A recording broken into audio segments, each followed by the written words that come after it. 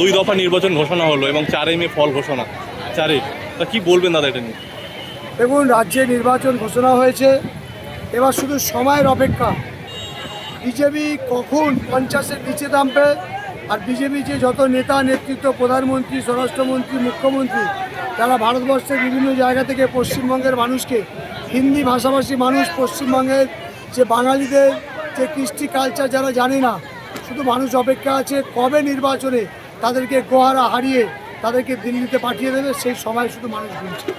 এবারে নির্বাচনটা কিভাবে হতে পারে বা কেমন হতে পারে? দেখুন, আমাদের পশ্চিমবঙ্গে এবছর নির্বাচন, বিগত দিনের ইতিহাস আছে। মাননীয় মুখ্যমন্ত্রী মমতা বন্দ্যোপাধ্যায়ের যে উন্নয়ন এবং শান্তি এবং সম্প্রীতির যে মেলবন্ধন, একদিকে উন্নয়ন অন্যদিকে সম্প্রীতি, এই দুটোকে সামনে রেখে বিজেপি যে সাম্প্রদায়িক, বিজেপি যে অনুন্নয়নের পক্ষে, কারণ তারা 100 দিনের কাজের টাকা বন্ধ করেছে, তারা ঘরের টাকা বন্ধ করেছে, তারা কলের টাকা, জলের টাকা, পিএইচির টাকা, সমস্ত টাকা, রাস্তাঘাটের টাকা বন্ধ করেছে, এবং অন্যদিকে হিন্দু আর মুসলিমের বিভেদ সৃষ্টি করেছে।